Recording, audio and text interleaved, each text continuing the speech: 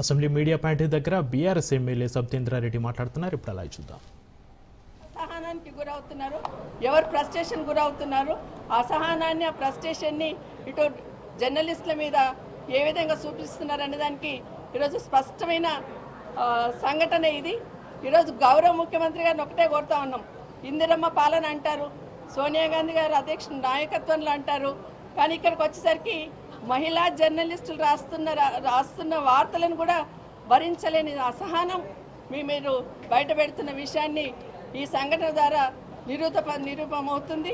ఇప్పటికైనా ఈ రాష్ట్ర ముఖ్యమంత్రి గారు రాష్ట్రంలో జరుగుతున్న మీడియా ప్రతినిధుల మీద, నాట్ ఓన్లీ మహిళా జర్నలిస్టులు, మీడియా జర్నలిస్టుల మీద జరుగుతున్న ఈ తతంగం ఏదైతే ఉందో మీ అసహనం పరాకాష్ఠకు చేరిందని మాత్రం ఈ సందర్భంగా తెలియజేస్తూ ఉన్నాను. ఇప్పుడే అసెంబ్లీలో కూడా చూస్తున్నాం, జగదీశ్వర్ రెడ్డి గారు మాట్లాడిన మాట ఏంది, ఏ విధంగా జరిగిందనేది మీరు అని మాట్లాడినా కూడా నువ్వు అని మాట్లాడిన మాటను ఈరోజు వింటూ ఉన్నాం. కనీసం మాట్లాడుతుంటే వినే స్థితిలో కూడా ప్రభుత్వం లేదు. ప్రతిపక్షం ఏం మాట్లాడుతుందని వినడానికి కూడా సిద్ధంగా లేరు. బయట జరుగుతున్న తంతే ఇక్కడ ప్రస్తావిస్తూ ఉంటాం, దాన్ని కూడా వినడానికి ఈరోజు సిద్ధంగా లేరు. ఎవరు మాట్లాడినా ఏదో ఒక రకంగా వాళ్ళని ఇబ్బంది పెట్టాలనే ప్రయత్నం ఈ రాష్ట్ర ప్రభుత్వం చేస్తూ ఉంది. మహిళా జర్నలిస్టుల అరెస్టుని మరొకసారి మనస్ఫూర్తిగా ఖండిస్తూ ఉన్నాం.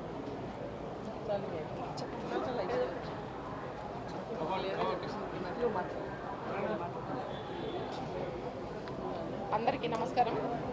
ఈరోజు శాసనసభ సమావేశంలో మరి బడ్జెట్ సమావేశంలో మరి ఈరోజు మాట్లాడుతున్న మా బీఆర్ఎస్ పార్టీ మాజీ ముఖ్యమంత్రి గారు, మాజీ మంత్రి గారు జగదీశ్వర్ రెడ్డి గారు, మరి ఆయన స్పీకర్ దళితుడు, మన అవమానపరిచారని మాట్లాడుతున్నారు. ఆల్రెడీ రికార్డ్స్ ఉన్నాయి. మరి రికార్డ్స్ ఉన్నప్పుడు కూడా మరి మీరు అని మాట్లాడే తప్ప మరి వ్యక్తిగతంగా అక్కడ మాట్లాడలేదు. మరి చెక్ చేసుకోవచ్చు. మరి అక్కడ మరి అందరూ కూడా సభ గౌరవ నడిపించే వాళ్ళందరూ కూడా శ్రీధర్ బాబు గారు కానీ, తర్వాత బట్టి విక్రమార్క గారు మరి వారు కూడా ఉన్నారు. మరి అందరు ఉన్నప్పుడు కూడా వాళ్ళ సభని ఏ విధంగా మరి నడిపివ్వాలనేది వాళ్ళు అందరూ కూడా మరి ఒక ఏకదాటిగా ఒక దాడి చేసినట్టు, ఆయన జగదీశ్వర్ రెడ్డి గారు ఏదో తప్పుగా మాట్లాడినట్టు అందరూ కూడా మరి సభని వాయిదా వేసుకొని మరి సస్పెండ్ చేయాలని మరి అందరూ కూడా మరి వాళ్ళు వచ్చి మీడియా పాయింట్లో కూడా మాట్లాడడం జరిగింది. ఎంతవరకు సమాజం అందరూ కూడా అక్కడ ఉన్నారు. మరి రికార్డు తీసుకో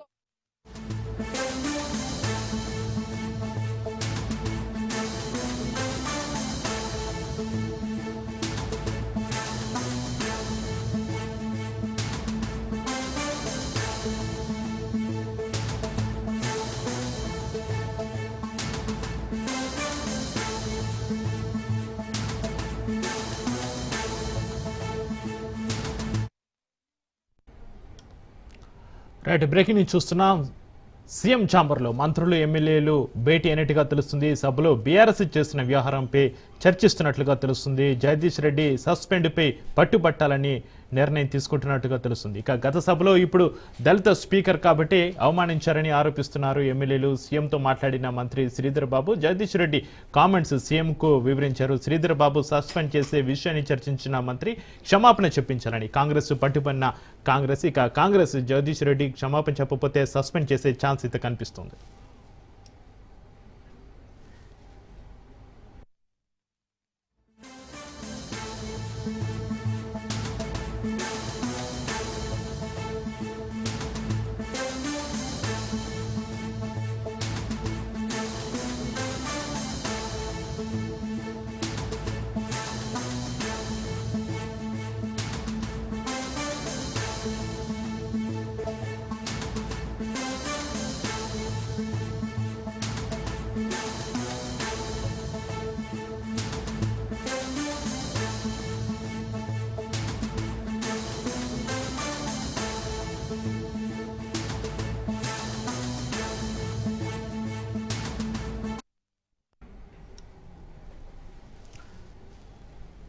జగదీష్ రెడ్డి కామెంట్ సీఎంకు వివరించిన శ్రీధర్ బాబు సీఎం ఛాంబర్లో మంత్రులు ఎమ్మెల్యేలు భేటీ అయ్యారు. సభలో బీఆర్ఎస్ చేసిన వ్యవహారంపై చర్చ జరుగుతున్నట్టుగా తెలుస్తుంది. జగదీష్ రెడ్డి సస్పెన్స్ పైన పట్టుబట్టాలని నిర్ణయం తీసుకుంటున్నట్టుగా తెలుస్తుంది.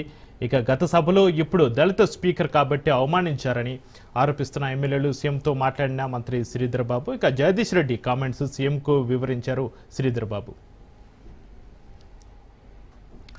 ఏపీ అసెంబ్లీలో సీఎం చంద్రబాబు నాయుడు మాట్లాడుతున్నారు. ఇప్పుడు అలా చూద్దాం. ఈరోజు ఇంధన రంగంలో, విద్యుత్ శక్తి రంగంలో అనేకమైనటువంటి మార్పులు వచ్చాయి. నా ఒక మాటలో చెప్పాలంటే నాకు అవకాశం వచ్చింది. 30 ఏళ్లకు మునుపు వ్యవస్థను చూశాను. ఈరోజు మళ్ళీ వ్యవస్థను చూస్తున్నాను. ఈ కీలకమైన వ్యవస్థ పైన వివిధ రంగాల్లో జరిగినటువంటి విషయాలు కూడా మనం సమీక్ష చేసుకుంటే చాలా విషయాలు మనకు అర్థమవుతున్నాయి. ఎందుకంటే ఈరోజు దిశ మాకు ఒకప్పుడు నార్ల తాతారావు ఉండేవాడు హైదరాబాద్. కంపల్సరీగా ప్రతి ఒక్క ఎమ్మెల్యే కూడా అక్కడికి వెళ్ళి ఆయన కలిసి మాకు పంప్ సెట్ కావాలి, చిన్న చిన్న విషయాలు అడిగేవారు.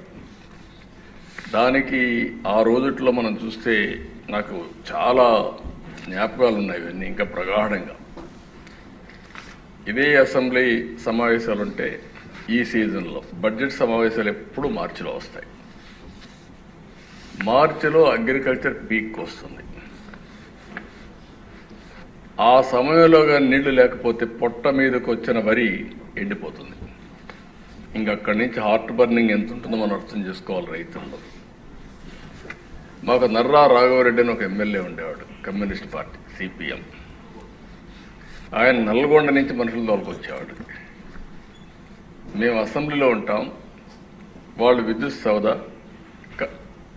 ఎక్కడైతే మీకు ఐడియా ఉంది సోమాజిగూడలో పెద్ద గొడవలు జరిగేది.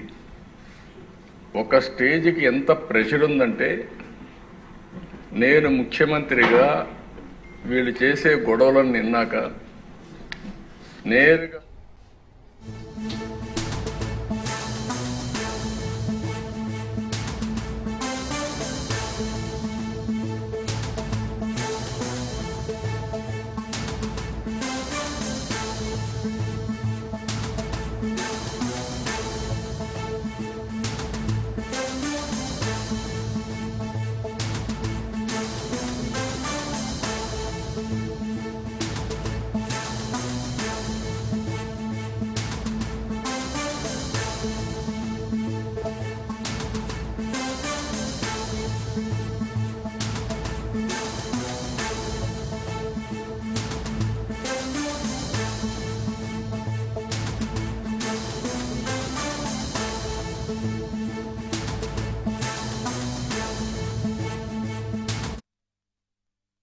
బ్రేకింగ్ న్యూస్ చూస్తున్నాం. సీఎం ఛాంబర్లో మంత్రులు ఎమ్మెల్యేలు భేటీ అయ్యారు. సభలో బీఆర్ఎస్ చేస్తున్న వ్యవహారంపై చర్చిస్తున్నారు. జగదీష్ రెడ్డి సస్పెన్షన్ పైన సభలో పట్టుబట్టాలని నిర్ణయించుకున్నట్లుగా తెలుస్తుంది. గత సభలో ఇప్పుడు దళిత స్పీకర్ కాబట్టి అవమానించారని కాంగ్రెస్ ఆరోపిస్తోంది.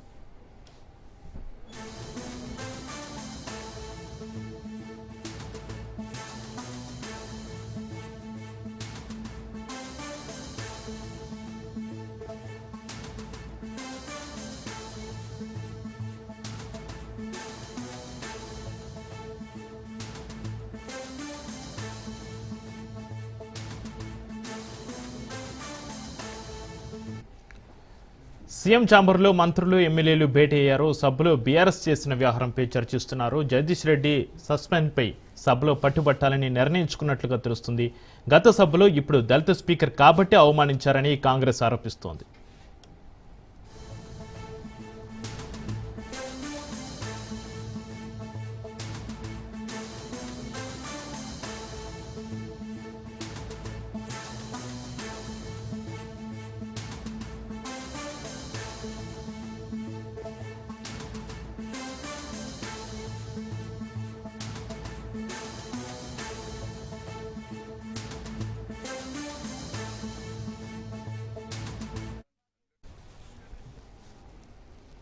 ఇక సీఎం ఛాంబర్లో మంత్రులు ఎమ్మెల్యేలు భేటీకి సంబంధించి మరింత సమాచారాన్ని మా ప్రతినిధి రాజు అసెంబ్లీ నుంచి అందిస్తారు. రాజు.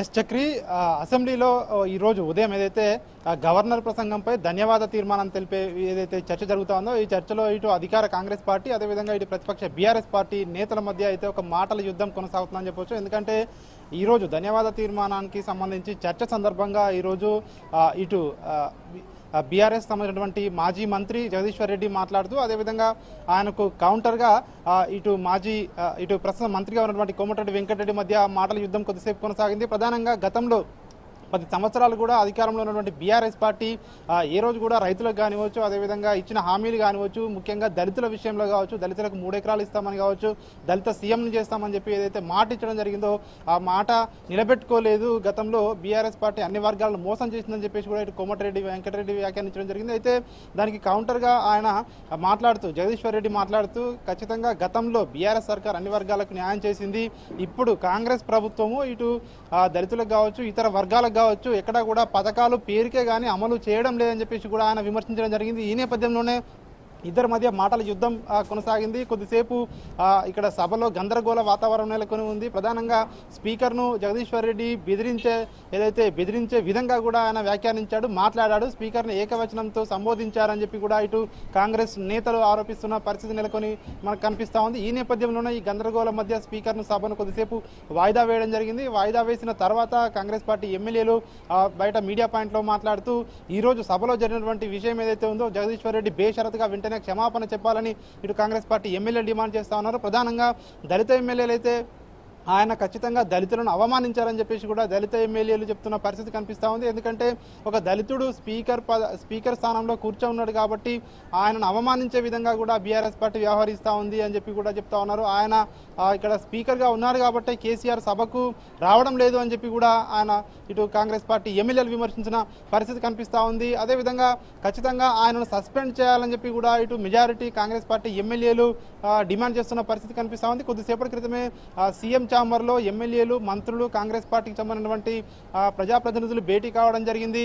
ఈ అంశంపై చర్చించడం జరిగింది. జగదీశ్వర్ రెడ్డి ఈరోజు సభలో వ్యవహరించిన తీరు ఏదైతే ఉందో ఖచ్చితంగా దళితులను అవమానించే విధంగా ఉంది. స్పీకర్ స్థానాన్ని అవమానించే విధంగా కూడా జగదీశ్వర్ రెడ్డి ఈరోజు ఆయన సభలో వ్యవహరించారని చెప్పి ఇటు కాంగ్రెస్ పార్టీ ఎమ్మెల్యేలు డిమాండ్ చేస్తూ ఉన్నారు. ప్రత్యేకంగా స్పీకర్తో కూడా ఈ మంత్రులు అదేవిధంగా ఎమ్మెల్యేలు కూడా భేటీ కావడం జరిగింది. ఆయనపై చర్యలు తీసుకోవాలని చెప్పి కూడా ఇటు కాంగ్రెస్ పార్టీ ఎమ్మెల్యేలు కోరుతా ఉన్నారు. మరొక వైపు ఇదే విషయాన్ని ప్రస్తుతం సభానాయకుడు సభలో లేడు, ప్రస్తుతం సీఎం రేవంత్ రెడ్డి ఢిల్లీలో ఉన్నారు కాబట్టి ఈ విషయాన్ని ఫోన్ ద్వారా శాసనసభ వ్యవహారాల శాఖ మంత్రి శ్రీధర్ బాబు ఫోన్ ద్వారా తెలియజేయడం జరిగింది. అయితే తదుపరి ఎట్లాంటి చర్యలు ఉంటాయనే దానిపై ఒక ఉత్కంఠ అయితే సభలో కొనసాగుతూ ఉంది. మరొక వైపు బీఆర్ఎస్ పార్టీకి సంబంధించినటువంటి ఎమ్మెల్యేలు కూడా మీడియాతో మాట్లాడుతూ ఎక్కడా కూడా స్పీకర్ని కానీ స్పీకర్ స్థానాన్ని కానీ అగౌరవపరచలేదు మా ఎమ్మెల్యే అని చెప్పి కూడా బీఆర్ఎస్ పార్టీ ఎమ్మెల్యేలు చెప్తా ఉన్న పరిస్థితి కనిపిస్తూ ఉంది. ఎందుకంటే ఏదైతే కాంగ్రెస్ ప్రభుత్వం కాంగ్రెస్ పార్టీ ఇచ్చిన హామీలను అమలు చేయలేక ఇట్లాంటి దళితులను అవమానించారని చెప్పి కూడా మాపై ఆరోపణలు చేస్తూ ఉన్నారు తప్ప ఇక్కడ ఎక్కువ నిజం లేదు. కావాలంటే ఆ వీడియో ఫుటేజ్ కూడా ఉంది, చూసుకోమని చెప్పి కూడా బీఆర్ఎస్ నేతలు కాంగ్రెస్ పార్టీ నేతలకు చెప్తున్న పరిస్థితి అయితే కనిపిస్తూ ఉంది. మొత్తానికైతే సభలో అయితే ఒక గందరగోళమైన పరిస్థితి నెలకొని ఉంది. మళ్ళీ ప్రారంభమైన తర్వాత జగదీశ్వర్ రెడ్డి క్షమాపణ చెప్పకుంటే ఖచ్చితంగా ఈ గందరగోళం అయితే మరీ కొనసాగే అవకాశం అయితే మనకు కనిపిస్తూ ఉంది. Right, thank you Raju. AP అసెంబ్లీలో సీఎం చంద్రబాబు నాయుడు మాట్లాడుతున్నారు, ఇప్పుడు లైవ్ చూద్దాం. రిఫార్మ్స్ అని నేను అన్నా కానీ ఆ వచ్చిన ఇబ్బందులను అధిగమించడంలో కొంచెం సమయం కావాలి. ఆ సమయం లేని వల్ల కొంత ఇబ్బంది పడ్డాం. ప్రతిపక్షాలు దాన్ని అడ్వాంటేజ్ తీసుకున్నారు. నేను అన్ని రిఫార్మ్స్ తీసుకొస్తే అధ్యక్ష వెరీ విచిత్రం ఏంటంటే ఉచిత కరెంట్ ఇమ్మన్నారు. కానీ అప్పటికే స్లాబ్ రేట్ ఉంది. ఈ దేశంలో మీరు ఒకటి గుర్తుపెట్టుకోవాలి, మొట్టమొదటిసారిగా మామూలుగా యూనిట్కి ఇంతనే వ్యవసాయానికి కరెంటు వసూలు చేసే పరిస్థితి నుంచి తెలుగుదేశం పార్టీ వచ్చిన తర్వాత మా నాయకుడు ఎన్టీ రామారావు గారు స్లాబ్ రేట్ ఇచ్చి రైతులను ఆదుకున్న పార్టీ మొట్టమొదటిసారిగా భారతదేశంలో ఆంధ్రప్రదేశ్ రాష్ట్రంలో 50 రూపాయలు హెచ్పీకి పెట్టి అవన్నీ మాఫీ చేయమంటే చేయలేకపోయాం. నేను చేసిన రిఫార్మ్స్ ఉపయోగించుకొని మాఫీ చేస్తామని కాంగ్రెస్ పార్టీ అధికారంలోకి వచ్చింది. వస్తే వచ్చారు, ఏం చేశారని చూసిన తర్వాత చాలా భయంకరంగా మనం ఒకసారి చూస్తే 2014-14 సర్ప్లస్ కరెంట్ వచ్చింది, రిఫార్మ్స్ అమలైనాయి, అన్ని రంగాల్లో బ్రహ్మాండంగా జరిగింది.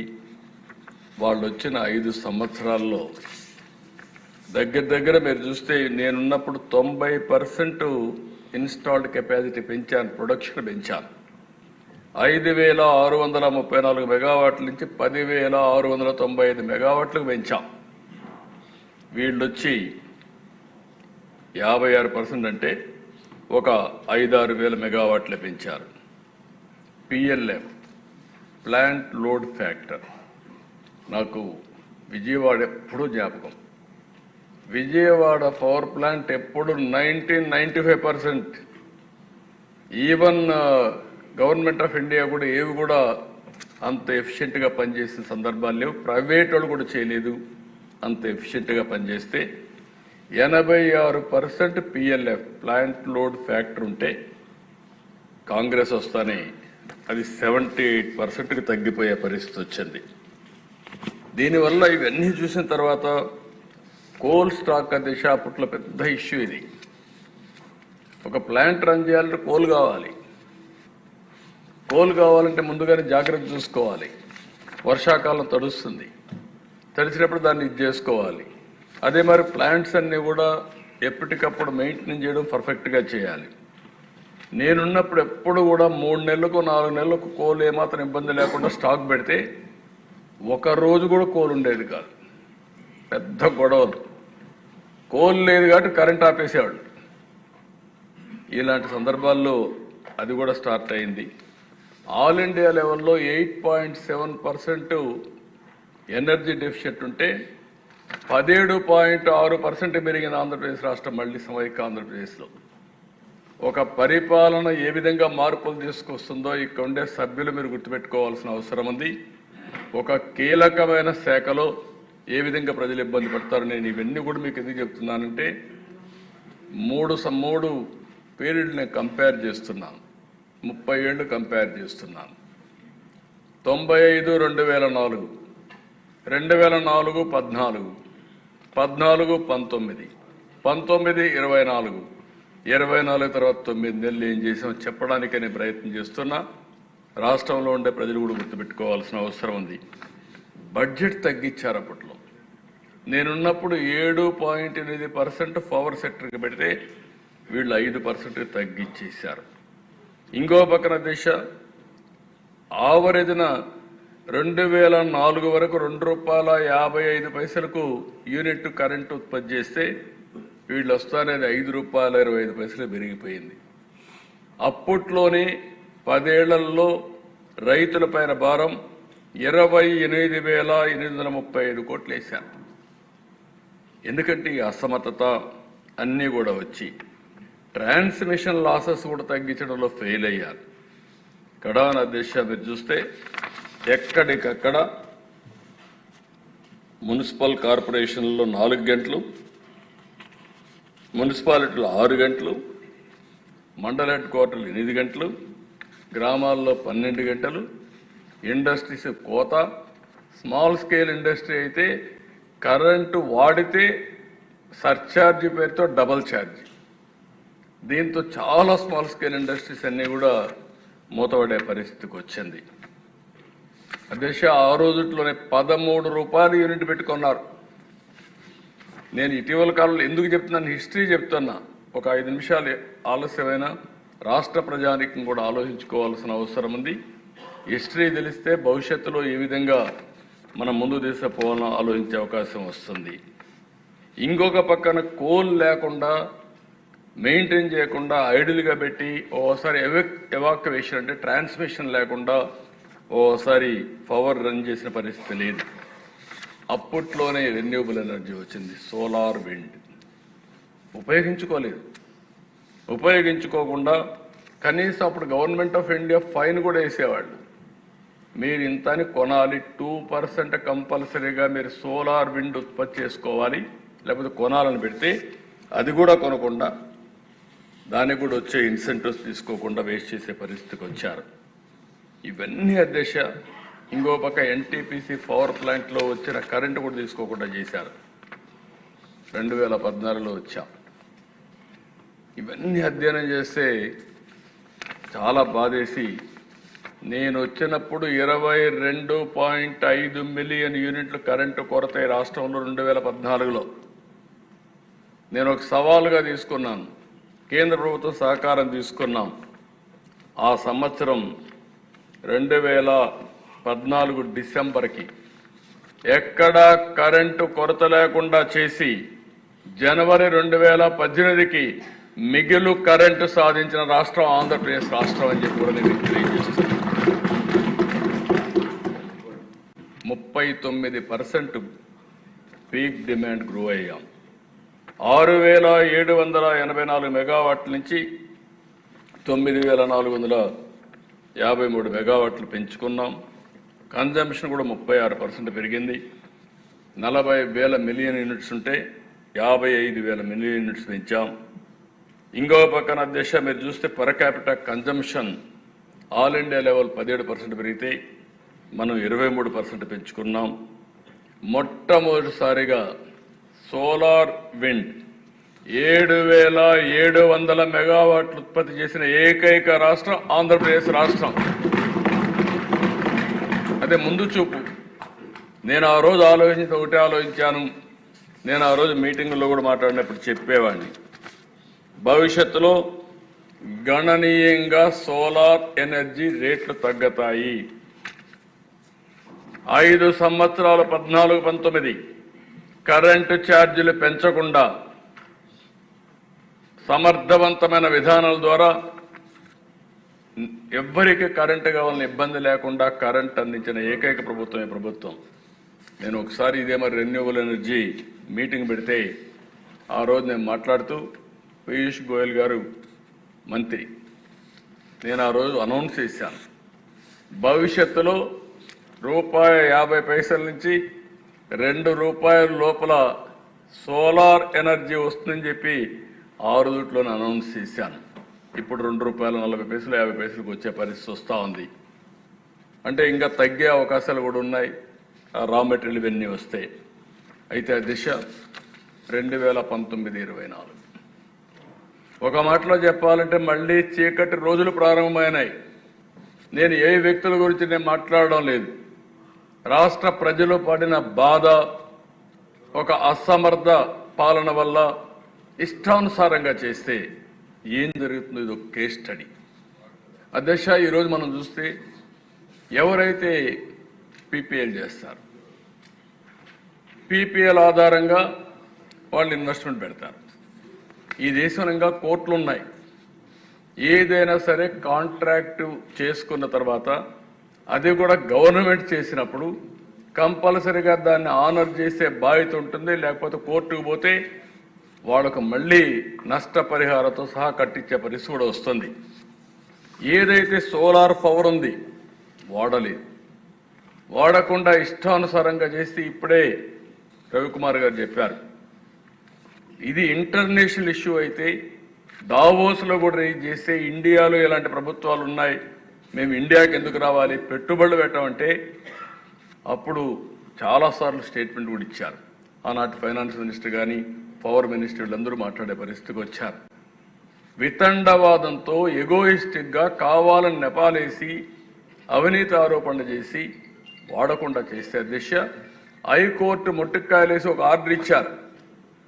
ఏదైతే నువ్వు వాడవలసిన కరెంటు నువ్వు తీసుకోలేదు, కానీ వాళ్లకు ఏదైతే 2 ఉంటాయి అధ్యక్ష ఇక్కడ, ఒకటి ఆపరేషనల్ కాస్ట్, ఒకటి క్యాపిటల్ కాస్ట్. మీరు వాడలేదు కాబట్టి ఇది ఆపరేషనల్ కాస్ట్ అంటే ఎండతో కరెంట్ వస్తుంది కాబట్టి 9. ఇక సీఎం రేవంత్ పై ఘాటి విమర్శలు చేశారు బీఆర్ఎస్ నేత హరీష్ రావు. ట్వీట్ చేశారు, అబద్ధాలు అసత్యాలకు సీఎం రేవంత్ బ్రాండ్ అంబాసిడర్ అన్నారు హరీష్ రావు. అసెంబ్లీలో బయట అవే అబద్ధాలని హరీష్ రావు ట్విట్టర్ వేదికగా ఆరోపించారు. 13 రోజులు గడుస్తున్న వైద్య ఆరోగ్య శాఖలోని టీబీవీపీ విభాగంలో ఉన్న 13,000 మంది జీతాలు చెల్లించలేదని వాస్తవం కాదని ప్రశ్నించారు హరీష్ రావు. డాక్టర్లు, నర్సులు, పారామెడికల్ సిబ్బంది వేతనాలు రాక ఇబ్బందులు పడుతుంటే మీ కళ్ళకు కనిపించడం లేదా అన్నారు. ఆరోగ్య శాఖలోనే కాదు పోలీసు శాఖలోనే ఇదే దుస్థితి అన్నారు హరీష్ రావు.